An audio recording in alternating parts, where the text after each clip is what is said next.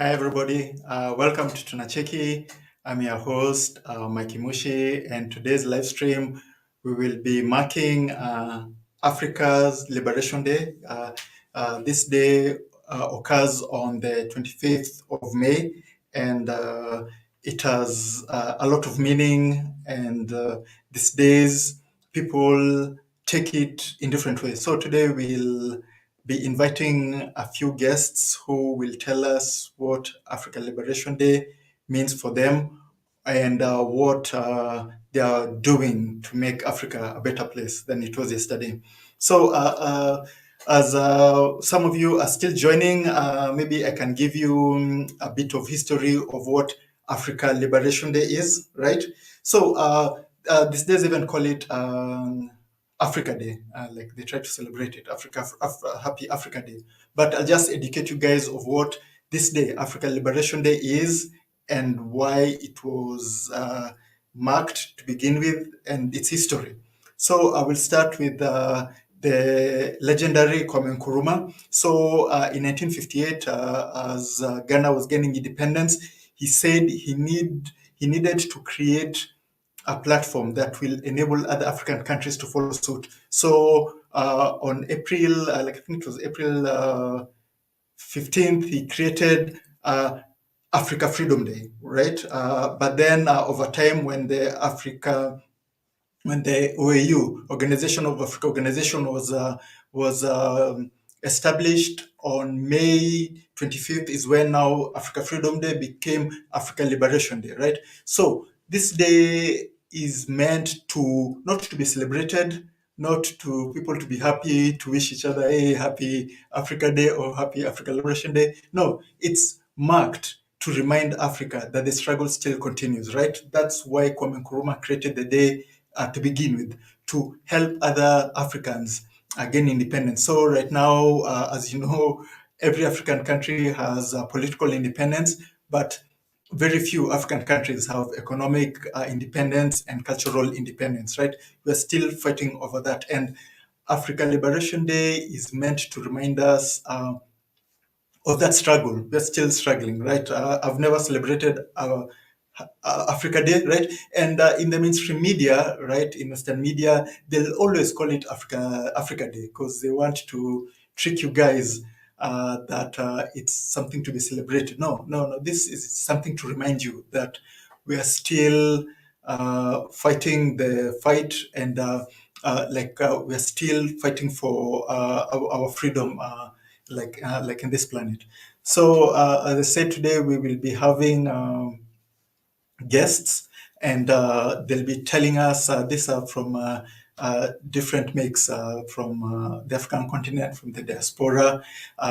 They'll be telling us what's their part, like what they're doing to liberate Africa, or what Africa Liberation Day means to them. Okay, so. We will start with, let's say, Mika. Mika, if you're watching, if you're ready, we will let you in, and you can tell us what you're doing. Hi, Mika.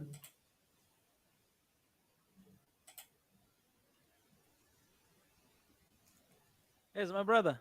Hey, nice to see you again. It's good to see you too, man. How are you? Like we're good. Still carrying on the fight, trying to spread the message, trying to educate Africans all over the continent and in the Yeah, diaspora. absolutely. You're doing an incredible job. I love the patterns there at your studio, man. That looks good. Looks Well, great. a background of this. These are DR Congo Yeah. kind of traditional dolls from the DRC. Yeah, Wow. they're quite meaningful, and we. Yeah. Um, That's incredible, man. Yeah, you look like you're in Africa. Like today is yeah, really Africa Revelation Day for real. Kudos to definitely. all the work, man, you're doing, man. Tunacheki. Uh, You inspire me all the time. You know that, man. thank you so much. Yeah, yeah, So you can greet the audience, tell them where you're from, tell them where they can follow you, and maybe you can tell them what you're up to yeah. today on African Liberation Day. Yeah. So yeah, for those who do not know who I am, my name is Mika. Lucas Musa Chavala, and I was born in Tanzania, and that's where I am at the moment. What I do is, let me just turn this off. What I do is I'm the founder of SNOA, Swahili Nation One Africa Foundation, and you can find us on YouTube as Swahili Nation and other social media with my name or Swahili Nation as well.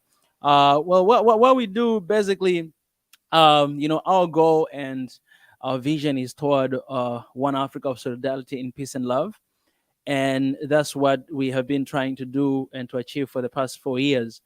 So apart from just YouTube and the work that you guys can see that we are doing, we also do some other work on the ground as well. For example, one of the things that me personally do is to go to a lot of universities and to talk to these students, because I know this is the actually present of Africa. So when I get a chance to meet up with them and to share our message and to actually inspire them, I believe that later on when they go to work, they'll actually be better Africans for Africa, because I mean, actually we are the only one who can change this continent, we as Africans.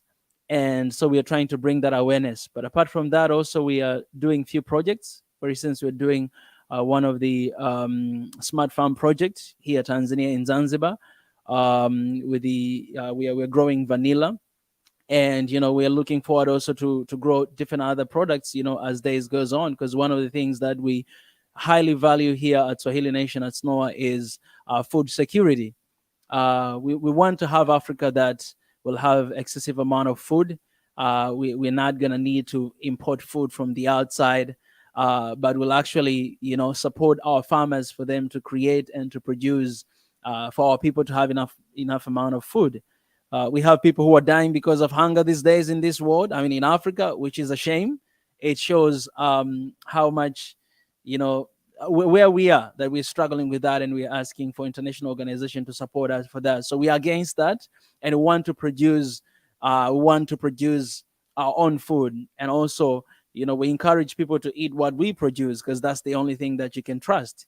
And also support, because in Africa you have like more than 50%, 60% of our people, our economy depends on agriculture, and that's where we are putting our focus on. So yeah, that's basically our message, and that's what we stand for. So if you guys want to support and want to be part of that, you can find us on YouTube channel Swahili Nation, and other social media. You can reach out direct to me through any social media by the name of Mika Chavala, and to see how we can actually come together. Our job is just to bring our people together, because we want to see one Africa in our generation.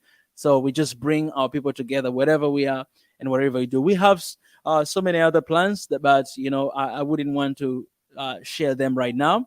And my final message to all of you will be that we know that, as our brother Tunacheki has said, that this is not just Africa Day, but it's Africa Revelation Day. And for me, I believe that Africa Day is not just a one day, it's every single day.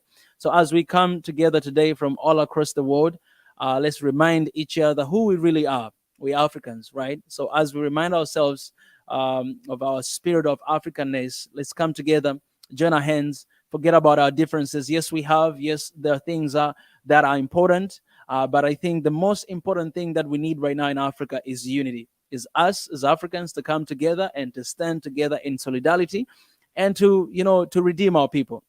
That's the best thing we can do. The change is in us, and we're the one that can bring change in this beautiful continent. So yeah, hopefully you guys, as you celebrate, you remember that, and we'll keep pushing towards one Africa of solidarity in peace and love.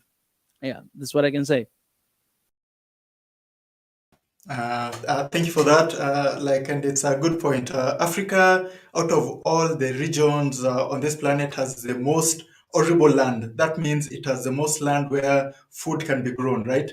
And as you're saying, people are still starving in some parts of Africa, and like that's such a shame. We've got enough food to feed the whole world. Yeah. So although these other international institutions are forcing us to import our food rather than invest and grow own food, I'm sure in the future we will fight against that and be able to feed ourselves and sell the surplus to the world. So thank you so much, Mika, for joining us, and I'll see you later on your stream. So next, we will have somebody joining us from the diaspora. I've read his graphic novels. He's a really cool creator and a technologist. Welcome, Charles. Hi, Charles. I think you're muted. Thanks for having me. Thanks, Michael. You're welcome. Incredible. What was Miko was just talking about. I have to make sure I get his contact so I can join it. Amazing. Definitely, I'll connect you guys. So you can say hi to the people and tell them who you are, where they can find you, and what you do, and what you're doing for Africa Liberation Day. Absolutely. Tuna Cheki, everyone. Thank you so much for having me. I'm Diajayi, Charles Diajayi. I'm a creator. I write on African stories mainly, movies, short stories. My main focus has been Okinam Kam recently, which talks about the fall of the Nubian Empire. In regards to Africa Liberation Day, man, incredible, because the diaspora is it's so diverse now compared to when we even coined the term. It's so diverse. Everyone has different wants. Everyone has different needs. Everyone likes to represent something, and I wanted to try and filter everything into a singular goal of unity through enthusiasm. So I tell a lot of stories about from the Black perspective here in the States. So I'm staying in Florida. A lot of stories from African perspective because I believe that our themes are singular. So I like the through line for that when I'm telling stories. So I think a little bit of enthusiasm towards the continent will bring more eyes on it towards different projects that are happening that people want to get involved with. It's been really great. Tuna Chekis have been huge supporters. Thank you, Tuna Cheki. And I've loved hearing everybody's impact of the stories on them. We get reviews all the time of, oh wow, I've never seen myself as these kings, these queens. So it's a way of uplifting their own inner African identity that was overlooked because for the last 50 years, media has been controlled by the Western and other tribes. And even if it's not malicious, we've never taken a center stage. We've never had a spotlight. So I wanted to really tell stories that give us the spotlight so people become enthusiastic about the continent. A lot of people don't even know that the first monarchy before the Romans, before the Mongols, before the Europeans was the Nubian Empire. That was the first monarch in history. So it's a lot of little things that you wouldn't get unless somebody's kind of shoving it in your face, like, look at this, look at this. So bringing the enthusiasm back to the continent, things to be excited for, things to be proud of. They did such a good job of making this project things you can be proud of on the continent. I feel like that's been lacking. And that's always been the goal, and we're going to keep pushing, make other things, keep putting it out, and see where that puts us in the global stage, because we always want to be further on top where we actually belong compared to where we've been for the past 50 to 70 years. But it's exciting. Hope you guys will join with us. Always be with Tuna Cheki, and tune in with us as well. Thank you so much for the message. And you're right. The narrative since this media thing was invented has always favored the West. We follow Western trends, Western cultures, Yep. and it's now time for us to tell our own stories. And now it's an open field, right? Things can no longer be censored. Although they keep trying, but like once you let the secret out of the box, everybody is free to tell their own stories, right? Yeah. So thank you for inspiring younger generations.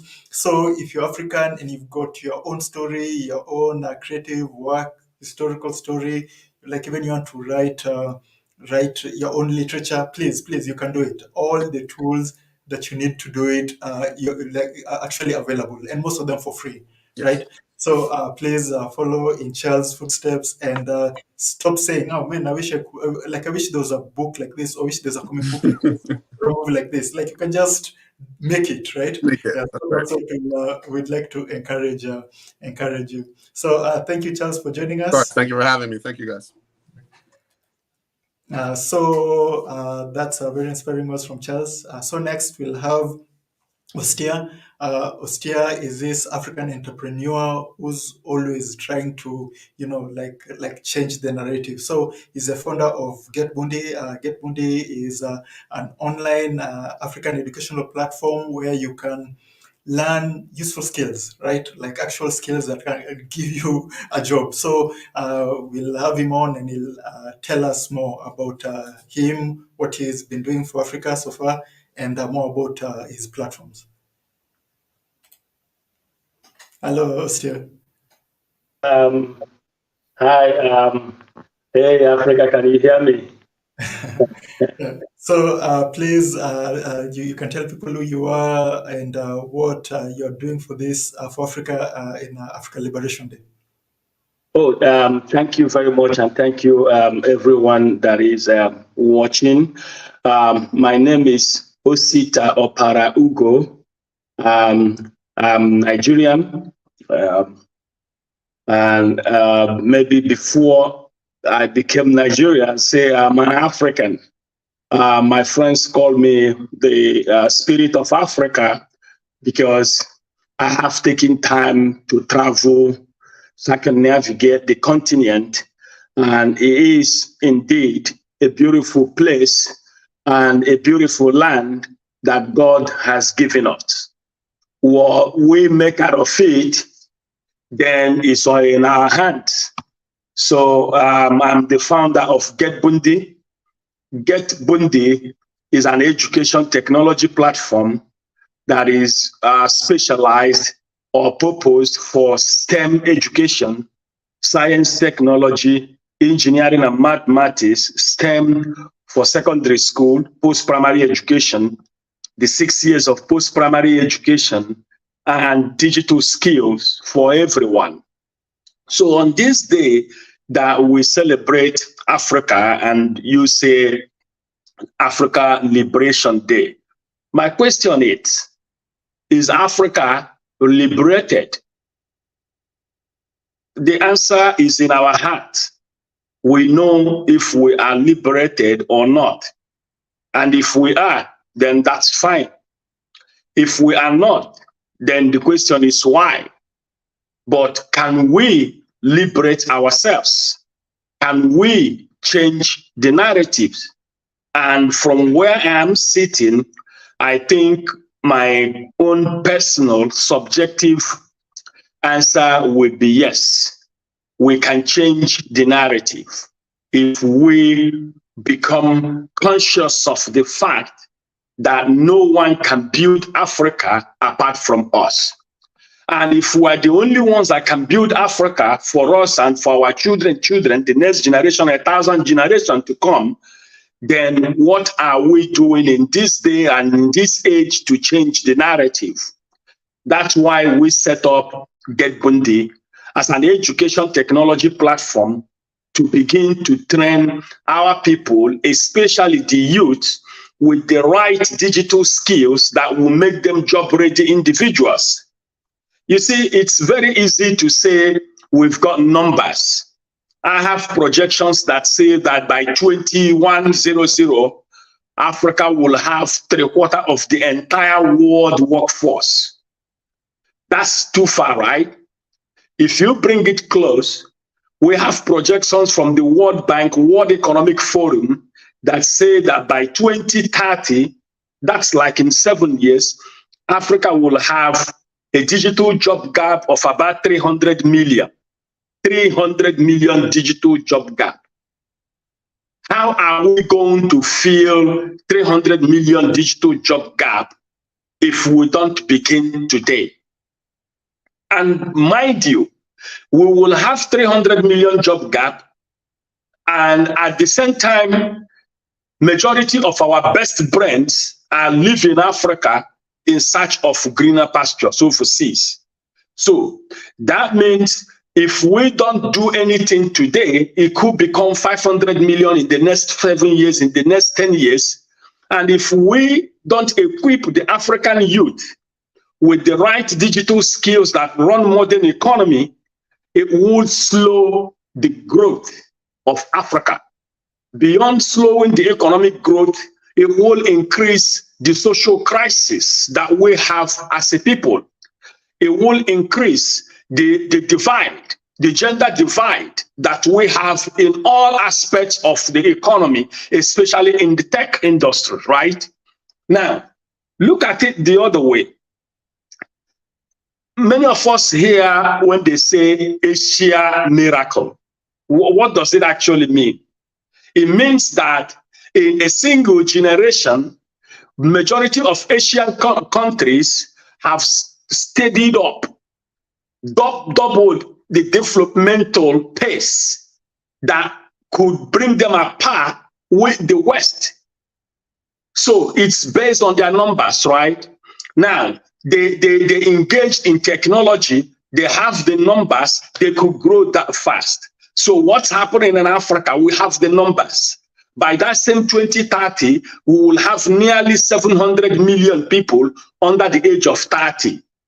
If we have 700 million people under the age of 30, and 50% of them are digital job ready, because we are in a world, in an era, that is digitally driven, technologically driven. So we can't afford to lag behind. That means we must be ahead. We must be at least be ready to compete with the rest of the world. But we need to equip our people. We need to equip the youth with the right skills for them to do so. You see, in India today, you have thousands and thousands, if they have not gone into millions, of Indians that live in India, got families in India, but work for companies in the diaspora. What does that tell you? That tells you that with the African number, if we want to be really liberated, that the governments in Africa and private sector and the non-government organizations, the NGOs here, should have the right framework to support digital inclusion, to make sure that we no longer go to the universities to carry papers, certificates that mean nothing to the economy. You see, someone gets out of the university, they have a BSc in computer engineering, and they can write one line of coding. This is the same way we have continued to educate our people from Cape Town to Cairo, to Nairobi, to Lagos, to everywhere in Africa. Let's redesign and refocus the African education towards acquiring the skills, the right skills that run modern economies. If we do that, then our population will mean something to us. Then 500 million Africans can live in Africa and work for companies overseas. We have diaspora remittance. Let's not fool ourselves. Today, we hear that the world is supporting Africa. I don't believe that. I don't believe that the world is supporting Africa, because statistically, and it is sure, it is public information, the number of support Africa gets in a year is less than 30% of what the diaspora remittance that comes into the continent in that year. Unfortunately,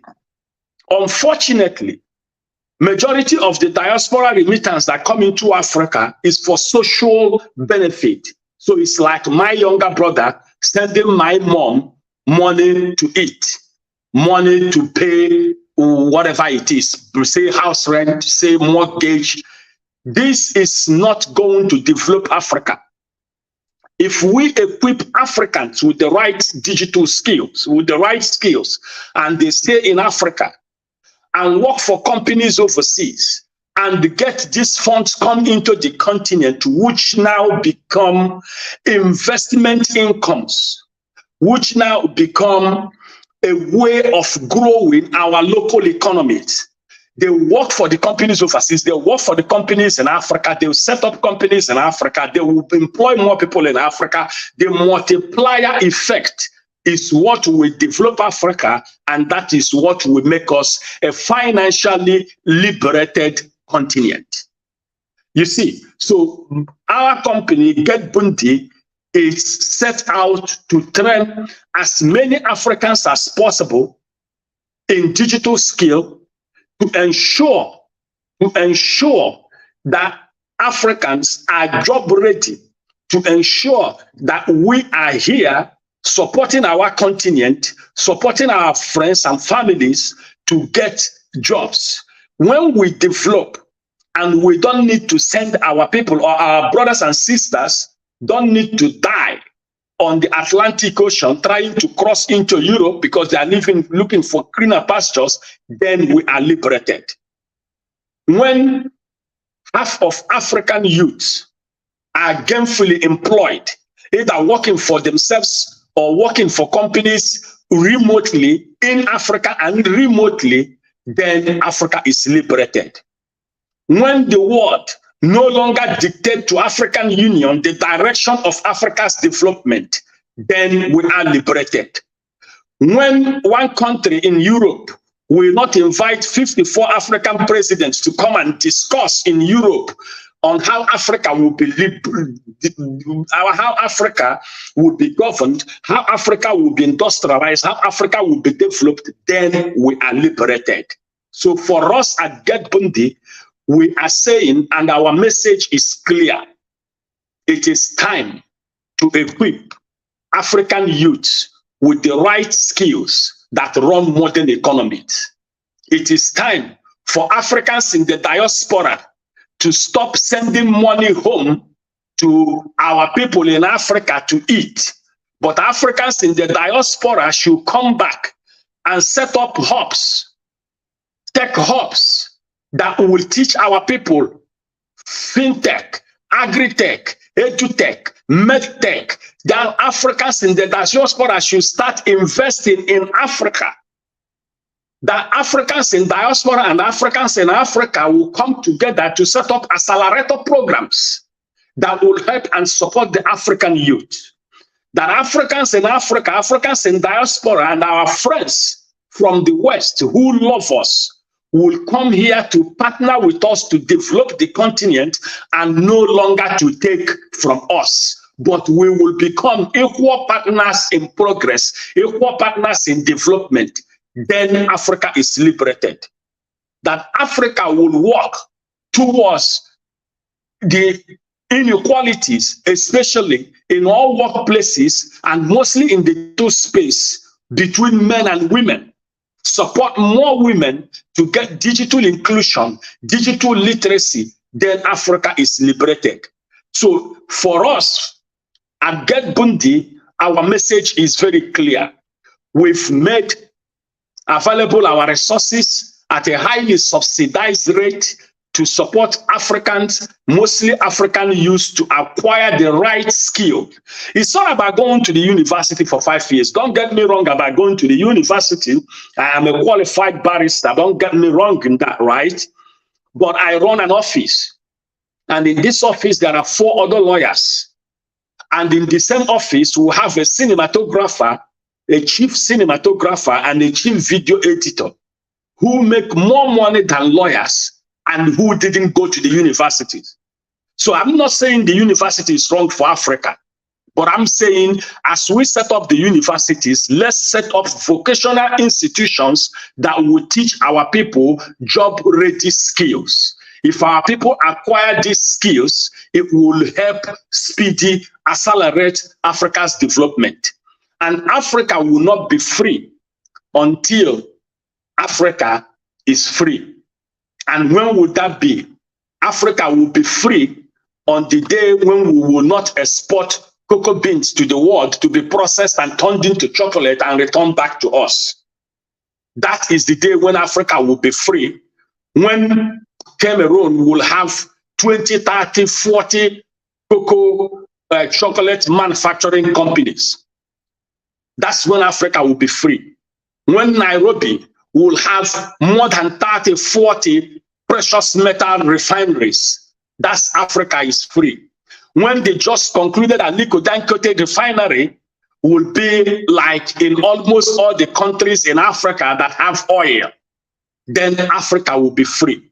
When South Africa will be liberated, when South Africans will refine their product and resources, then Africa will be free.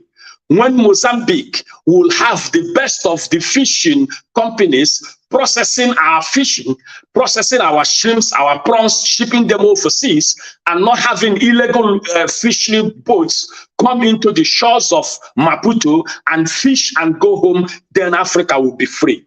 When African leaders will stop siphoning our funds overseas and use that to develop their respective countries, then Africa will be free. What is the starting point?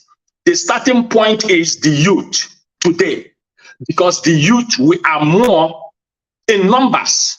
So let us redesign and refocus our interest towards giving digital skill to the youth who will run the new African economy. And at that time, Africa to us will be a liberated continent. Is it possible? Absolutely, 100%. I have traveled to nearly 30, if not more, African countries, and I have seen fantastic individuals. You need to see the talent in Uganda. It's amazing. Go to Malawi. Fantastic people. All African need today is opportunity. The West cannot create it for us. We have to create it ourselves. We can partner with, look, I'm in Lagos, Nigeria at the moment. Tunacheki, come on, Michael is my very good friend, right? See what we've been able to do together. Look at what Micah is doing in Tanzania. There has to be this collaboration among entrepreneurs across Africa so that ideas will be shared, so that collaborations will be set up, so that this continent will flourish. We have the people. All we need to do is to reset our mindset, refocus our energy towards what will liberate Africa as a continent, not us as individuals. Because when we all are happy, then Africa is a happy place for all of us. So I love this discussion. I love to see a liberated Africa tomorrow, but it will start by us. Thank you very much, Michael. Thank you for that and for keeping it real. Most people take this day as if we've already achieved, as if it's an achievement, right? And I keep reminding them, no, this is just a reminder of what is ahead, of what can be done. And Osita has just pointed it out. It's through the youths and it's through this new digital economy where you don't have to go to the United States, pay their taxes, and the little money that's left is the one that you send home, right?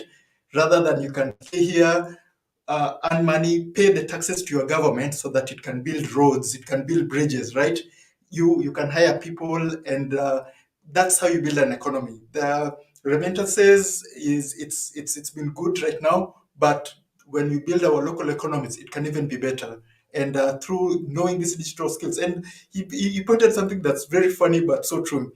And this one, it's accurate. Like 90% of all my colleagues who we did computer science with right now are doing things that have nothing to do with computer science. Some are in agriculture, others are in commerce, others are in banking, right? So what if those guys just had those skills to begin with, rather than spending 4 years doing something that your parents forced you to do, right?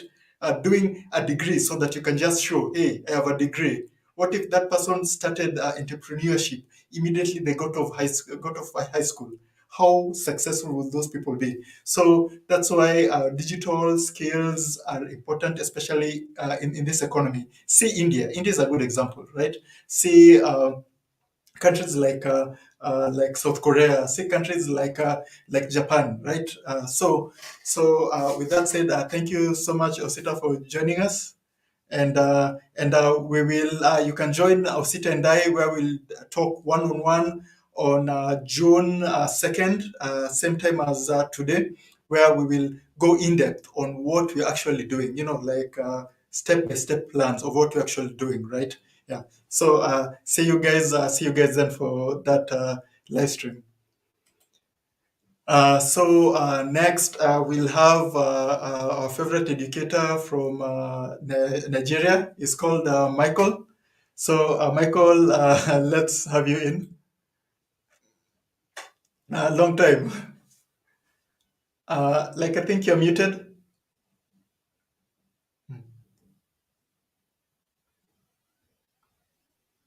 Yeah. We can't hear you. Maybe I think your headphones. Yeah. I think your headphones are preventing the speaker from working. Yeah.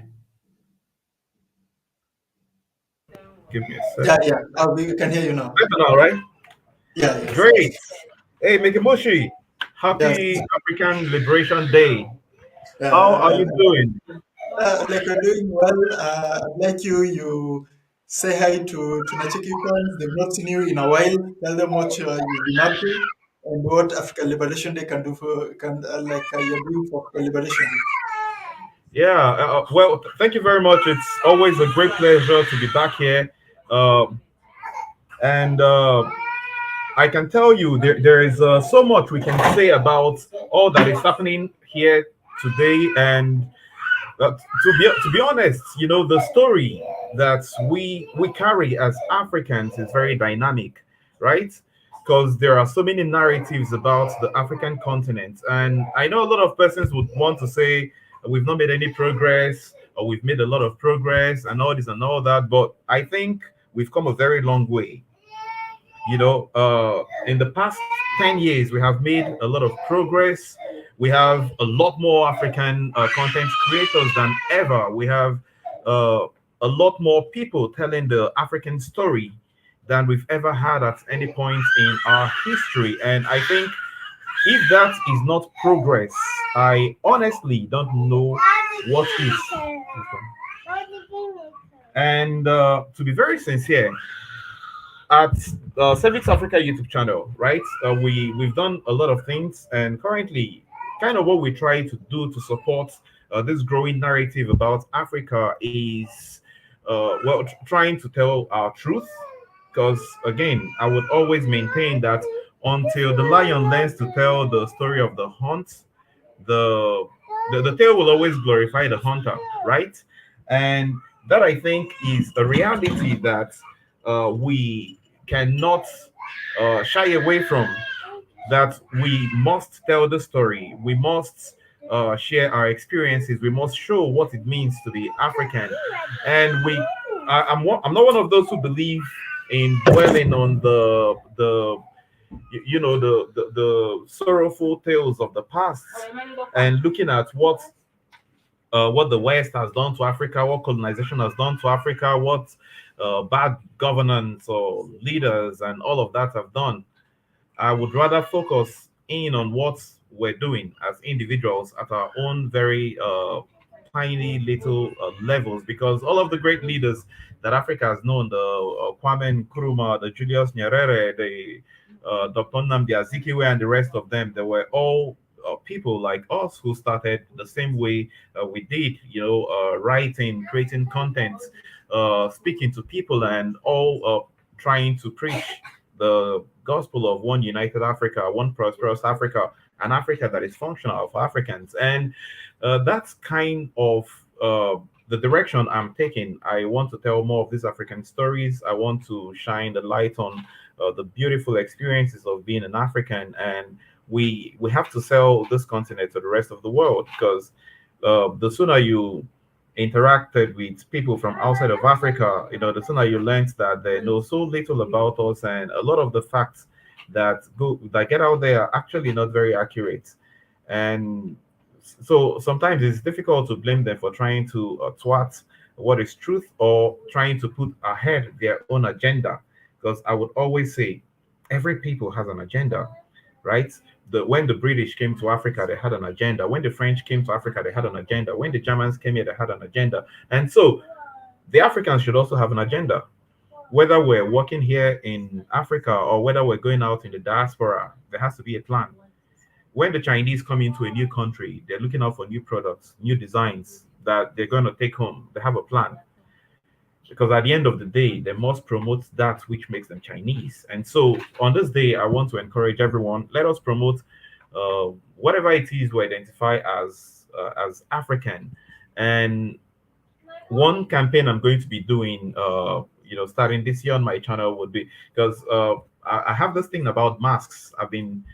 I've had the masks coming after my channel, and now I'm seeing one in Tunacheki's studio. Tunacheki, I hope you'd be kind enough to donate your mask to us. So we're starting a campaign to educate people on what African masks truly are. There are hundreds of thousands of African masks that are in exile, and a lot of those African masks are not decorative. They are not art pieces that should be displayed on walls or in people's living rooms and all that. So the more I interact with people, the more I realize that not only do people still these things that people held precious, this thing that used to be at the core of people's way of life, they are treating them poorly. On my channel, someone told a story of buying a mask and then having to offer the mask drinks in her living room and stuff. And I think it's time to bring the masks home. I think it's time they gave us back all of our things. And we have never really been into campaigns. Nacheki has done a lot of campaigns in the past, but I think we're going to consistently build a campaign to help bring the masks home, bring the arts home. And if people want to buy African art, if they want to buy African artifacts, totems, symbols, artworks, then they should get it the right way. And that would also mean promoting the creation, the development of this industry at home, and letting out, because sorry, I'm digressing a lot, but when I go to the village, when I go around Nigeria, and I see where a lot of masks that are in Europe come from originally, some of these masks are for religious purposes.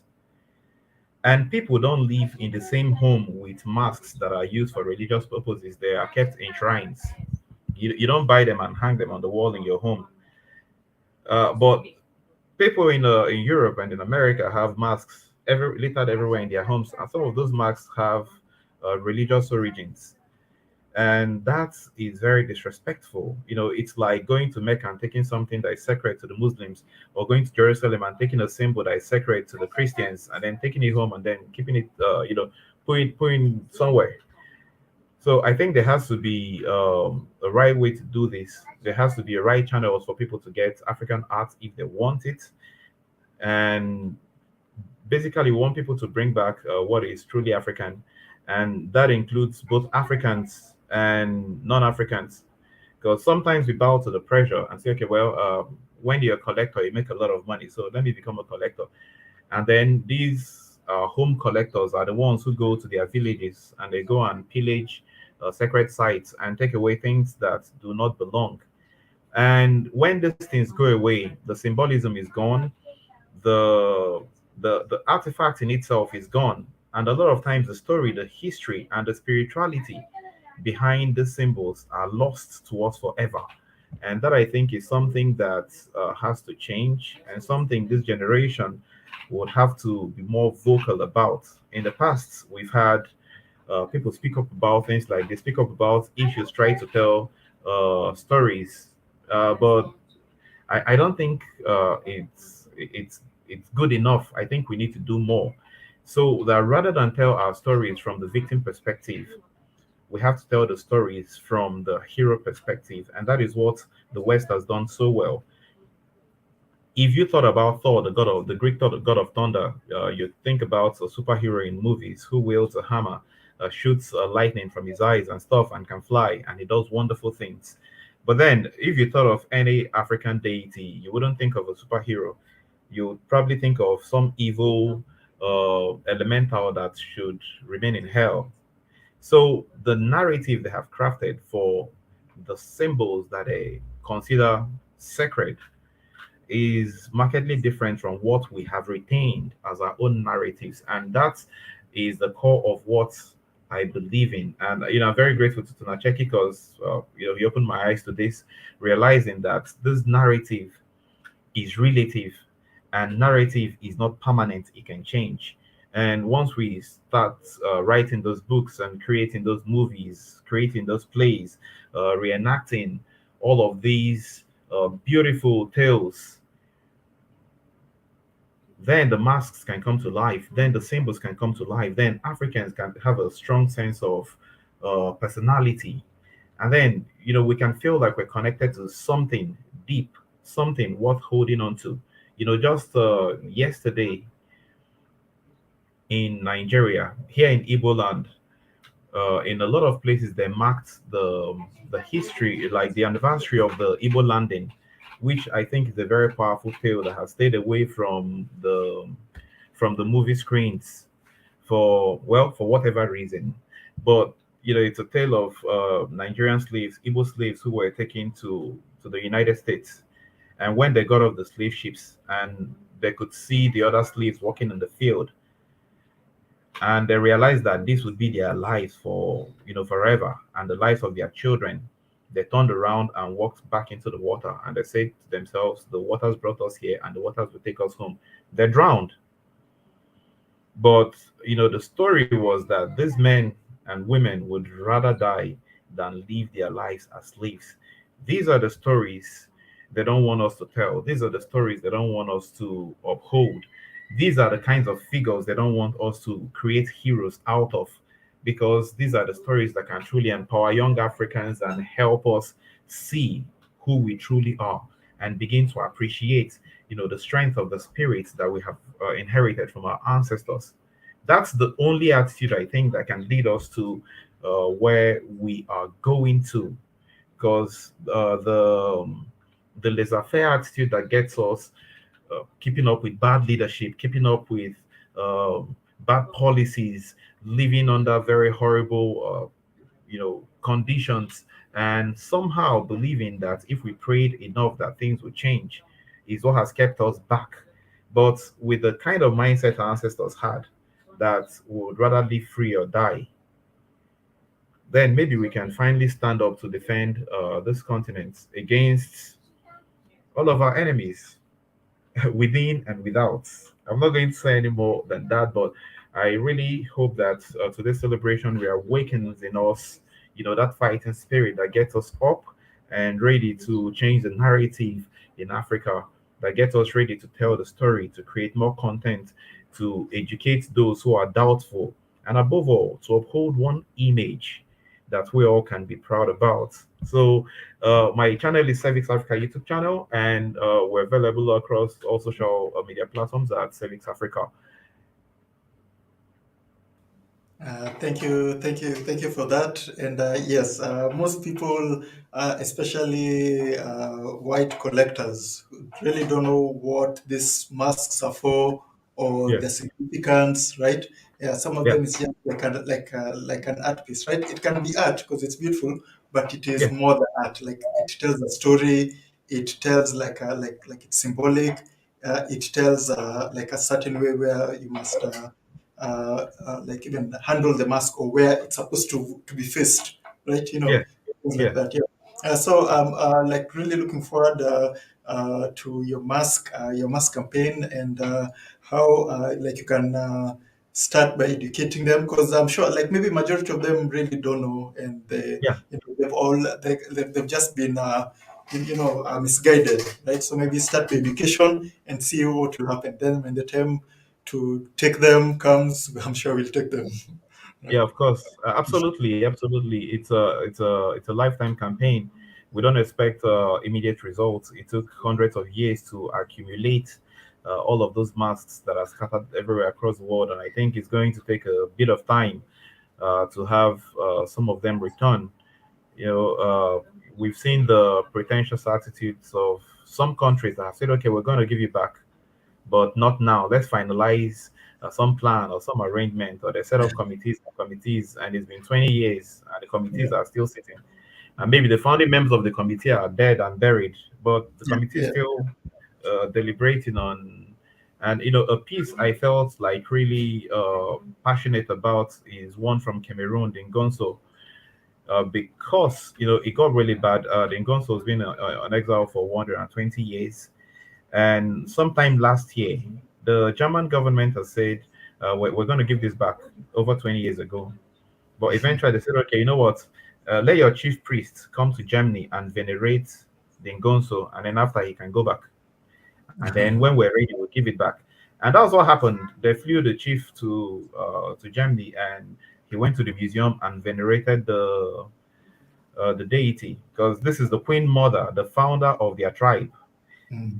Something as important. This like and the funny thing is this symbol does not have replicas. There's just one piece in the whole world, Uh, and so the German, that's one. like maybe you can even maybe email me that story. The best thing they know it's to be shamed, so we need to talk about it, shame Mm. them, then maybe they'll return it, right? But if you ask Yeah, nicely, I don't think it has ever worked. yeah, great. I'll definitely do that. I'll shoot you an email. Okay, okay. So thank you so much for joining us. Thank you very much, Mike. It's always a pleasure to be on your live stream. That was Michael from Savix Africa. Please check out his channel.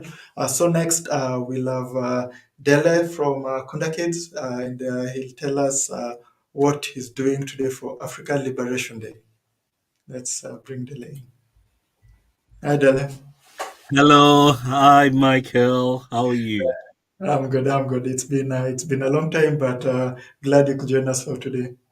Yeah, same here. I'm really excited to be here. Always a pleasure being coming live on Tunacheki. Great. So you just take over, tell people what you're currently doing and how you're celebrating Africa's Liberation Day. Yeah, so just a quick one, right? Just following up on what the last speaker was talking about when he was talking about masks and all the campaigns that we're currently doing. We have this book, A is for Africa. It's a children's book. It's a fun way to introduce children to Africa and also adults. A lot of adults are learning from this. And we have this page which says M is for mask. As you can see, very beautiful book, right? And we decided to have that page in there because we understand the significance of masks in African culture, and there's so many other beautiful pages in the book. As you can see, the uh, the cover here right behind me. So yeah, today it's been a fun day because what we've been doing today is just been talking about a lot of what we're doing at Kunda Kids. So for the first time ever, right? And I'm very bold about this. Kunda Kids is launching a preschool children's show that is produced purely by Africans. Everybody, we've produced this in an African studio in Uganda. All the script writers are Africans. It's the first time something like this is coming out of Africa, produced by us. So we're really, really excited about that. I've been having a lot of meetings with so many people talking about the show. The show is going to go live on Monday at 3 p.m. West African time. It's going to go live on YouTube. It's called Kunda and Friends. If you search on YouTube right now, search Kunda and Friends, you'll find the trailer to the show. You find the channel Kunda and Friends. That's Kunda and Friends, Friends. Now, this is important because what we do at Kunda Kids is different. We tell stories, we tell children stories, and our stories are inspired by Africa. So it's about Africans doing interesting things, or we tell stories about Africa. So we have children's books. You can check out our children's books. We have about 14 titles right now. That's one. Two, we have the Kunda Kids app. It's a platform for storytelling, and we are telling stories that are typically not available on all platforms. For instance, now, if you want to learn about African inventors, go to the Kunde Kids app. You want to learn about the biggest sporting heroes in Africa. You want to learn about African leaders like Kwame Nkrumah, Thomas Sankara, Patrice Lumumba, Nelson Mandela. We have stories about these people on the Kunde Kids app. But most importantly, we have stories around financial literacy on our app. We have stories. Our newest series is a series of stories about endangered animals, and this is introducing children to themes of these animals around Africa. And 3 is our animations, which we're talking about, our animated series that is about to launch. So Michael has pulled out the trailer. That's exciting. So you could actually see the trailer. This is the first time that you find a beautiful show like this produced by Africans and that is launching. Like I said, it's the first time ever. There have been shows produced, but when you look at a lot of those shows, the people at the very top of those studios are not Africans. And we are transforming the landscape when it comes to children's stories. So today, we've just been celebrating. We've been having lots of calls, showing everyone what we're doing on the kids, celebrating Africa Day, because we as we say, we are kind of liberating African stories, right? Especially African children's stories. So Michael, yeah, that's what we've been doing today at Kunda Kids. Thank you for that. Definitely, we should also have you over. When's maybe on the 28th? Maybe we can just exclusively talk about your launch and uh, what are your future plans, right? Absolutely. There's so much in the pipeline from Kunda Kids. Oh my gosh. So, because here is this, right, Michael? And you know this. As of today, 24% of the children on the planet are of African origin. Yes, and By it's growing. 40, it will be 40%. When you look at children's stories, children in all over Kenya, Zambia, Uganda, Nigeria, everywhere, all over Africa, they are reading foreign stories in school. Now, curriculum is a bit biased towards that, and a lot of Africans, unfortunately, have grown up with a mindset that everything from the West is best. And that's why I appreciate people like you, because you're doing a lot of really transformative work, because we need to do a lot of mindset change, especially with the our own generation, and we need to make sure the next generation grows up with the right mindset that Africa is great. Civilization started from Africa. Everything great, inventions, technology, everything started from Africa. And we need to let children know that this is our reality, because it's actually fact. Unfortunately, this is not taught in curriculum. And that's what we are transforming Akunda Kids. We want children to grow up uh, knowing that Africa is great, that they come from greatness. And like I said, unfortunately, just a small percentage of children's stories currently represent that 24% that I talk about today. Last time I checked, it was less than 5%, right? Of children's stories. And we are transforming that. We're changing that at Kunda Kids. Today, we also put out an announcement. Well, not today, 2 days ago, but it's been going around a lot today, and we've been having a lot of meetings about the raise of our pre-seed funding. So we got investment of about $700,000 into the company to create what we're doing. So that announcement has been going around. Like I said, we've been on a lot of calls. So a lot of interesting things are happening because we want to transform children's stories. Our children don't need to grow up believing their best stories, Cinderella and all of that. We want them to grow up with stories that represent them. A quick one. Patrick would like to know if it will be available on the STV channel, or where can they get the new educational show?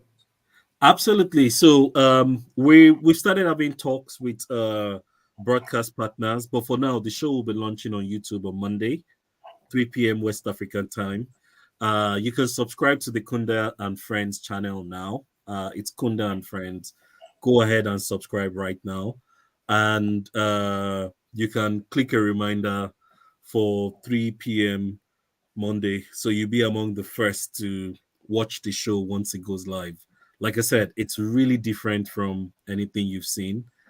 And the mindsets that we use to create Akunda Kids is African children also deserve world class quality. Unfortunately, a lot of people that have been creating stuff for African children don't produce at a world class quality. And children are honest. They wouldn't leave the Disneys and all of the other things that they watch just because they're like, oh, this is black, right? They will to an extent, but if the quality doesn't match what they're used to, they will go back to what they're watching. And it's not the fault of those that are creating content today. It's a really difficult thing to do. Creating content is so expensive.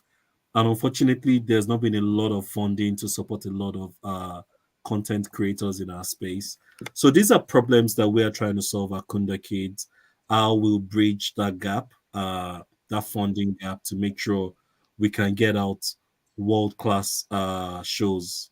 Um, And to add how important, like what Dele is saying, right? Like he's like all cool, but what he's talking about is important and so urgent. Let me give you a good example. Like just last week in Ghana, there was outrage that the Ghanaian education curriculum, they removed a book called Basic History of Ghana, right? And in that book, which was not produced in Ghana, I'm sure they outsourced it in some European publishing company, they removed every mention of slavery in Ghana. So the Portuguese came for the gold, the British came for the gold. There's no mention of slavery or anything about that. And this is a book that is teaching kids about their country, like kids, right? You can imagine this is the first book that you learn about your country. It is in the official curriculum for Ghana, right?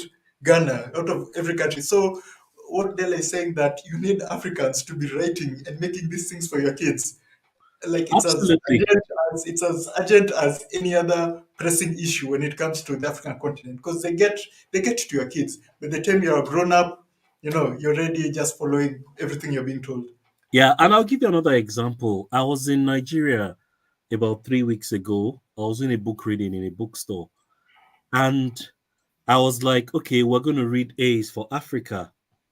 And a young boy looked at me and said, Asians are the smartest people in the world. And I said, why? He said, it's a fact. This is a 7-year-old boy. He said, it's a fact that they're smarter than us. And I'm like, oh my God, why would you say that? I was like, do you know civilization started in Africa? Do you know? And he said, it's a lie. And I was trying to explain, and he said, it is a lie. And I'm like, oh my God, what school are you going? What are they teaching you in school? What have you been exposed to? And the problem is this: the boy has not been exposed to stories of Africans doing great things. Definitely. He has not been exposed. So a lot of the exposure that he has had, Asians have been the protagonists, the ones doing the interesting things, and Africans are in the background. And it's such a dangerous, and that's how a lot of children's stories are. It's just more recently, in the past 2 to 4 years, that you find out that I'll say more in the past 2 to 3 years, that you find out that you start finding black lead characters in a lot of shows. But Yeah. historically, the black people will be in the background. The Mm. black people will be the villains in shows Definitely. in Hollywood. The black people, that is what has been portrayed. A lot of people in our parents' generation will say things like, "Oh, did Africans invent the aeroplane? Did Africans invent this?" And I'm like, "What are you talking about?" Because they were fed a lot of things that meant there was no greatness in Africa. And part of the big uh, problems, with African history is it's quite distorted because a lot of, the colonizers, they need to kind of portray that we were barbaric and behind to justify slavery and colonization, which is why it's important for us to be in control of our storytelling. Um, and that's what we're doing at Kunda Kids. There are things that we also don't talk about at Kunda Kids. Not that it's not important, but For instance, now you mentioned slavery. We deliberately don't talk about slavery at Kunda Kids. And the reason why we don't talk about slavery and also colonialization is because there's a lot more in African history than slavery and colonialization. And unfortunately, those are the Colonization. that are always put out there: slavery, colonialization. And we want children to actually learn more. Like, look, there were empires, right? There were Mhm. empires in Africa that ruled Europe in the past. We needed them to know that there were empires that spread far and wide. We need them to know that there were people before uh that created ships and sailed the oceans, right? Mm. Africans got to America before Columbus. We got there already. There's so much to tell. Um, and a lot of that we will do through our stories, through animations. We just want children to grow up with facts. And the way we teach Akunda kids, we don't do things from a place of anger because I believe whatever has happened in the past has happened. For us to build the future, we need to build in a constructive way, not in a way of, oh, we're so angry about what has happened. We don't want the next generation to grow up angry. And Mhm. that's because whether we like it or not, we're all citizens of the earth. And where we're trying to get to is a point where there is equity, right? Yeah, Where yeah. whether you're Asian, you're African, you're American, you're South American, you respect us and we respect you. Um, Unfortunately, we don't have that today. Yeah, Um, yeah, where definitely. they expect us to respect them, we do, but they don't respect us back. I want to Yeah. get to a point where it's mutual respect.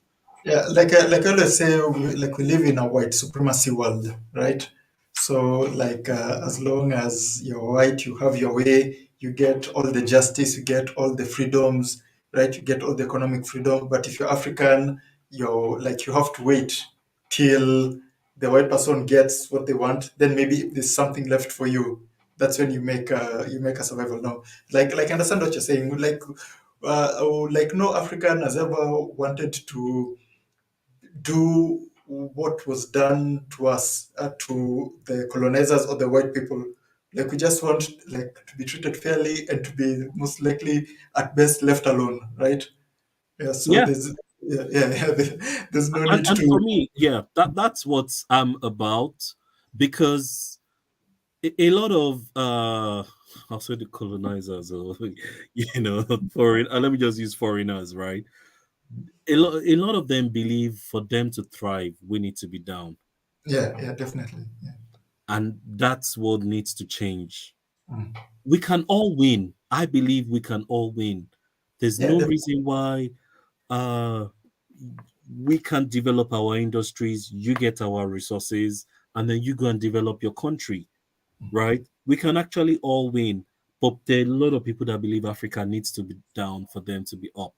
yeah, yeah, And yeah. a lot of that mindset needs to change. Yeah, because that's what they've been told. That's what they've like. Basically, that's what capitalism is. For you to gain, somebody else must lose. For you to be promoted, somebody else must be lower than you. Right? Like the whole idea of you need to be superior than other people to succeed. You need to be selfish and pursued success over everything else, right? Environmental laws, human life, as in how do they say it? Like profit comes first, right? No, no, Yeah, no, no, no. Yeah, and that's a problem. People are taught like that. That's like it's a culture, it's a religion. It's very hard to unless, as you said, everything changes from the start. It's yeah, going to be hard to remove that mentality. absolutely. You're right. So there's a lot that needs to change.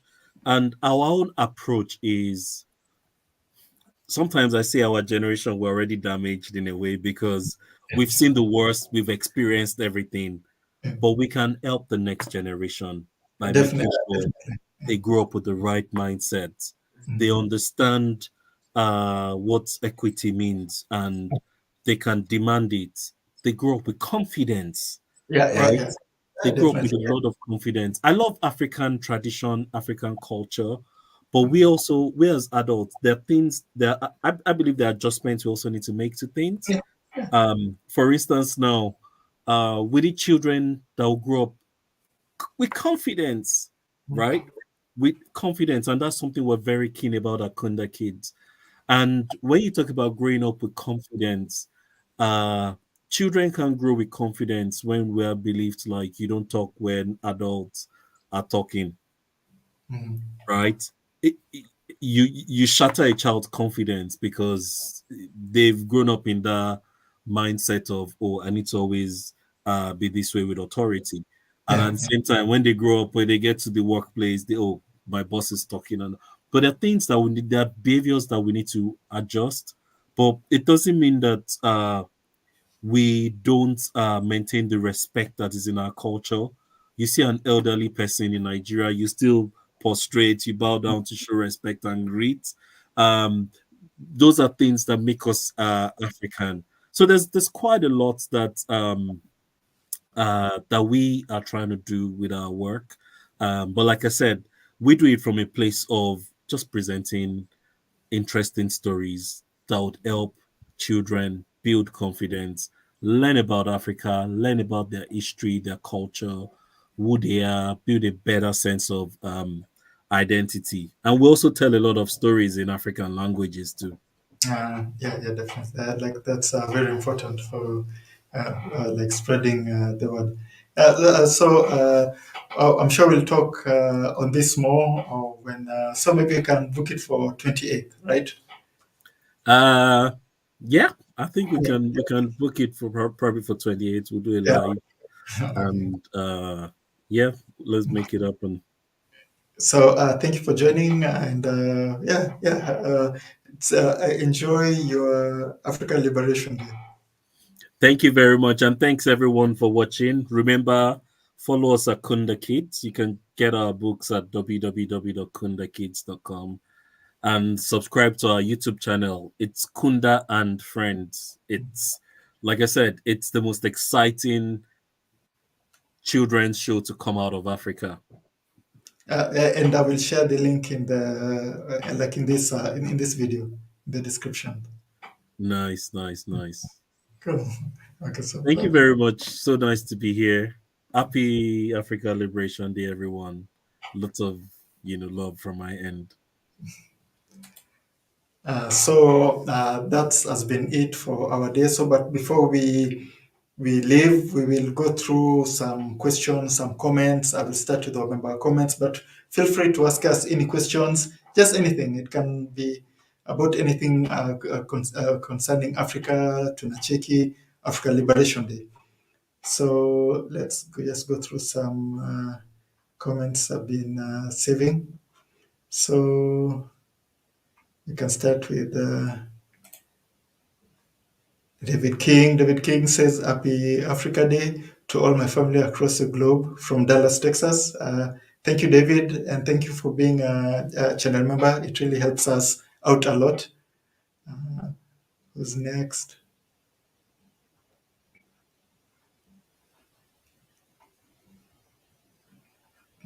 Let's see where they put them, if I can find all of them.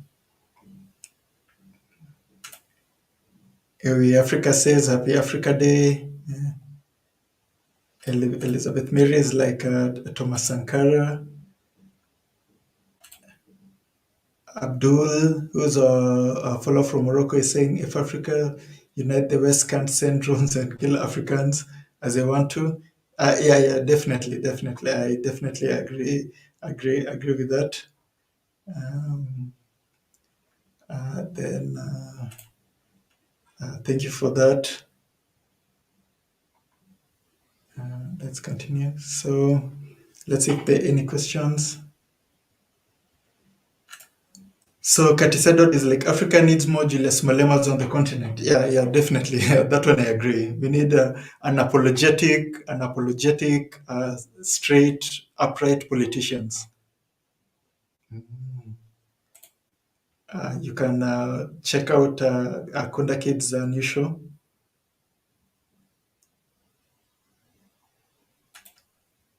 So, Curtis Edward is like, where are the young leaders of the African continent? I guess it's us to educate them and call them out, right? So, like even in Tunacheki, what we do is we're doing this for the next generation. Like they need to like have the seed that Africa's future is better than what we have, and we have always to strive to be better than yesterday. Fallon, thank you for subscribing. Thank you for that.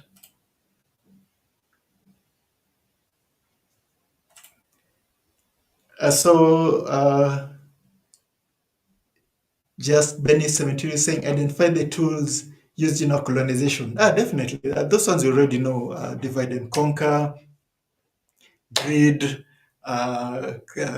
capitalism. Yeah. All those were just used to take advantage of like Africans. So Africans built pyramid in Stone Age when Europeans were living in caves. Yeah, definitely. Like even I think before they were even living in caves, as in just roaming the plains. Definitely, like African civilization started way back. Okay. Oh yeah, and also the just Bendis is saying also the King James Bible was very effective. Definitely. Like missionaries really did a number on us. Most colonizers came through the continent, like following missionaries. Okay, so with that said, this has been our stream. I don't want it to really be that long because it's just a quick marking of the African Liberation Day. As I said, today, as we're not celebrating, we're just marking and acknowledging the day that the struggle still continues, the fight still continues. I'll always wear black until I finally feel Africa is fully liberated, Africa fully has independence, and Africa really has true freedom, right? So, with that said, thank you for everybody who tuned in. We appreciate you guys. As always, please share this video after it finishes to friends and family. Please like this video. It really helps us with the YouTube algorithm. That's how YouTube knows it's a good video and it will keep recommending it to more people, spreading our message, okay? So we really appreciate you guys. And as always, it's been me, Mikey Mushi from Tunacheki, and Africa is watching. Bye, guys.